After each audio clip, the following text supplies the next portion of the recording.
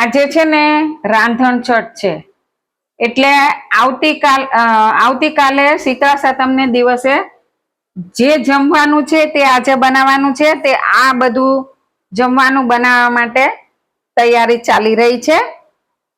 એમાં આ મગમઠ છે, પલાળ્યા છે મેં, અને પછી આને વરવાળીને શાક બનાવી લઈશું। પછી આ જે ડાંભાની ભાજી લાવી હતી ને એમાંથી મેં કુમળા ટુકડા કાપી લીધા હતા અને એની ડાંભાની કઢી બનાવવાની છું। અને ડાંભાની કઢી બનાવવાનું ખાસ મહત્વ છે રાંધણ છઠના દિવસે।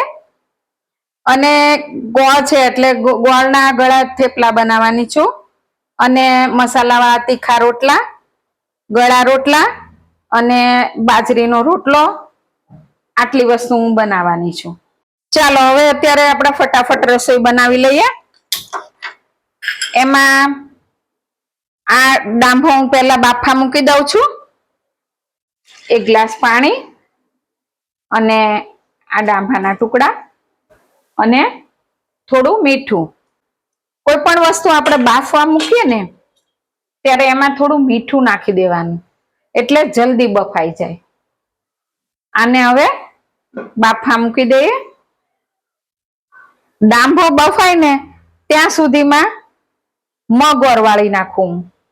જો આ કોઈ પણ કઠોળ પલાળીએ ને ત્યારે એને ઓરવાળી લેવાના, એટલે આની અંદર છે ને અમુક વખતે કઠોળમાં કેવું થતું હોય કે પલાળતી વખતે પણ એમાં કડું મગ કે મઠ એવા રહ્યા હોય ને તો તળિયે એમનામ રહી જાય, અને પછી છે ને આપણે એમનામ શાક બનાવી લેતા હોઈએ છીએ ઓરવાળ્યા વગર।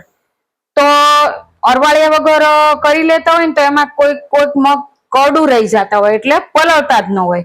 એને છે ને જો આવી રીતે ઓરવાળવાના છે, આવી રીતે થોડુંક પાણી નાખી અને આવી રીતે કરીએ ને તો જે ઉપરથી મગ હોય ને બધા પલાળેલું કઠોળ એ આવી જાય, અને જે ન પલ્યું હોય ને એ તળિયે બેસી રહે। જો આપણે આવી રીતે કરવાનું છે, આવી રીતે આમ એટલે છે ને પલ્લેલા બધું જ જે કઠોળ હોય ને એ આવી રીતે આગળ આવી જાય। અને જો આમાં કોઈ પણ કરડું રહી ગયા હશે ને, પલ્યા નહીં હોય એવા, તો એ તળિયે રહી જશે।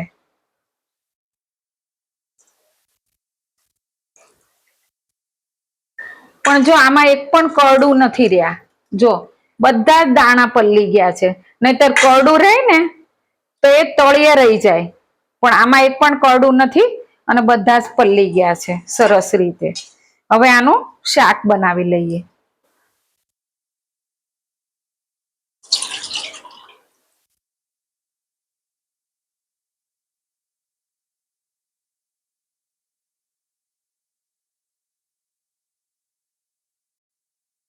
ડાંભો બફાય છે ને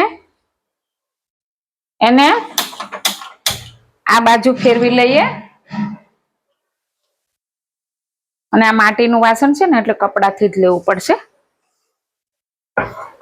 અહીંયા સાઈડમાં બફાય ને ત્યાં આપણે શાક મૂકી દઈએ।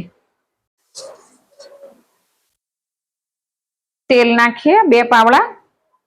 આમાં પણ આપણે છે ને પાણી વગર થવા દેવાનું છે શાક કઠોળનું, એટલે થોડુંક વધારે તેલ નાખવાનું। આ તેલ ગરમ થાય ને ત્યાં સુધીમાં ગોળ પલાળી દઈએ। ગળા થેપલા બનાવવાના છે ને એના માટે હું આ ગોળ પલાળી દઉં છું, અને આ ગોળ પલળે ને ત્યાં સુધીમાં આપણે ચેક કરી લઈએ। હવે આ તેલ આવી ગયું છે કે કેમ એ જોઈ લઈએ, ચેક કરી લઈએ। જો આ તેલ થઈ ગયું છે ગરમ, થોડું રાઈ જીરું, લસણની કળી, હિંગ, હળદર અને આ મગમઠ।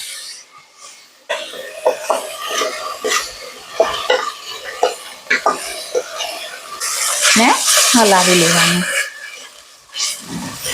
બધું મિક્સ થઈ જાય ને પછી અડધી ચમચી મરચું, અડધી ચમચી મીઠું, આને મિક્સ કરી લેવાનું, અને પછી છે ને ધીમા ગેસે થવા દેવાનું। જો અહીંયા ડાંભો બફાવા મૂક્યો છે કઢી માટે, અને આ મગમઠનું શાક છે ને તો આ બાજુ ધીમા ગેસે લઈ લો. તો એક બાજુ ડાંભાની કઢી માટે ડાંભો બફાય છે અને અહીંયા શાક થાય છે ધીમા ગેસે. ત્યાં સુધીમાં હું કઢીની તૈયારી કરી લઉં.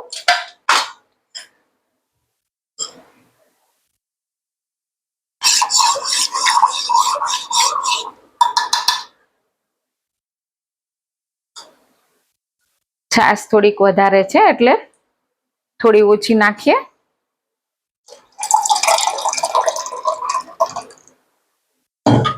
જો આમાં 2 ચમચી લોટ છે ચણાનો, એ આમાં મિક્સ કરી દઈએ અને પછી ઝેણીથી ઝેરી લઈએ.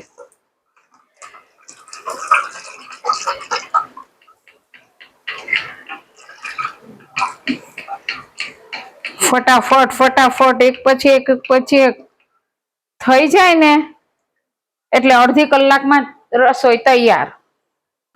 ચાલો હવે ડાંભો બફાઈ ગયો છે કે નહીં એમ ચેક કરી લઈએ.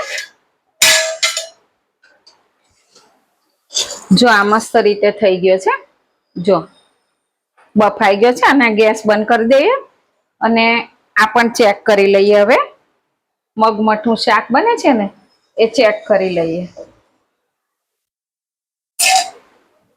હજુ વાર છે થોડી, જો હજી નથી થયું, થોડી વાર છે હજી. આને થવા દઈએ.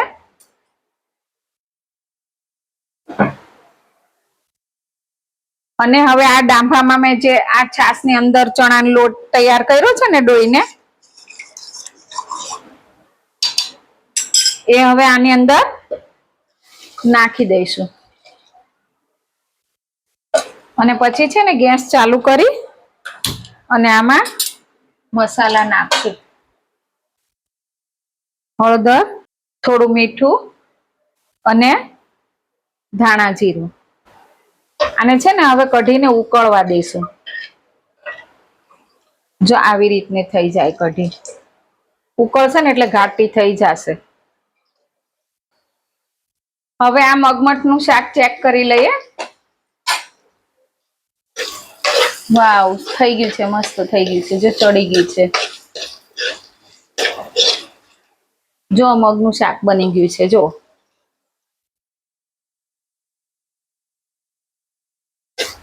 હવે હું આ શાક બની ગયું છે મગમઠનું. હવે હું આનો ગેસ બંધ કરી દઉં અને કઢી પણ ઉકળી ગઈ છે એટલે આમાં છે ને આ નાખી દઉં છું. સરગવાનો પાવડર છે અને મેથીનો પાવડર અને સુકાઈ ગયેલો લીમડો, એ બધું આમાં નાખી દઉં છું અને મિક્સ કરી દઉં છું. થોડી વાર થવા દઈએ. મગમઠનું શાક તો કઠોળનું બની ગયું છે.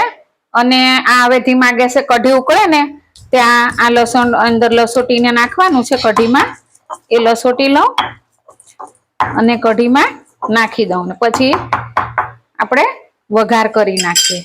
આ છાશ વાળી ચમચી છે એનો યુઝ કરી દેવાનો આપણે.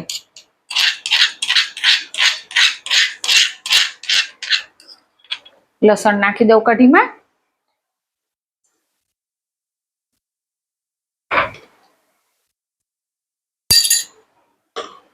જો આ કઢી થઈ ગઈ છે, કેટલી મસ્ત બની છે. જો હવે કઢીના વઘાર માટે તૈયારી કરી લઈએ. કઢી થઈ ગઈ છે અને એક પાવડું તેલ નાખશું. તેલ ગરમ થાય ને ત્યાં સુધીમાં જો આ વઘાર તૈયાર કર્યો છે મેં, રાઈ જીરું અને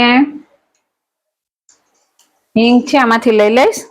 અને આ જો આખા મરચાંનો આપણે વઘાર કરીએ ને ત્યારે થોડાક વચ્ચેથી અથવા આવી રીતે ઉપરથી અથવા વચ્ચેથી આમ 2 ભાગ ટુકડા કરી લેવાના મરચાંના. નહીતર જો આવી રીતે આખા મરચાં જો વઘારમાં આપણે નાખીએ ને તો મરચું તેલમાં જાય ને તો ફૂલીને તરત ફાટે, એટલે તેલ ઉડે અને આપણે દાજીએ. એટલે છે ને આવી રીતે ઉપરથી તોડી લેવાના અથવા 2 આમ ટુકડા કરી લેવાના. ચેક કરી લે તેલ આવી ગયું છે કે કેમ. હા, તેલ ગરમ થઈ ગયું છે. હવે વઘાર કરી લઈએ. હિંગ નાખીએ.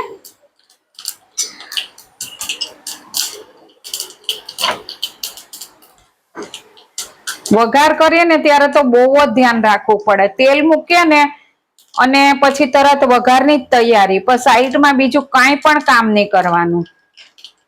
અને વઘારનું તો એટલું ધ્યાન રાખવાનું કે વઘાર બળવો ન જોઈએ. જો એક જરીક પણ વઘારનો ફેર પડે, વધારે તેલ આવી જાય કે રાઈ જીરું બળી જાય કે એવું થાય ને, તો એનો આખો શાકનો સ્વાદ બદલી જાય. જો આવી રીતે પછી વઘાર કરીને નાખી દેવાનું, એટલે વઘારની સુગંધ આમાં જ રહે.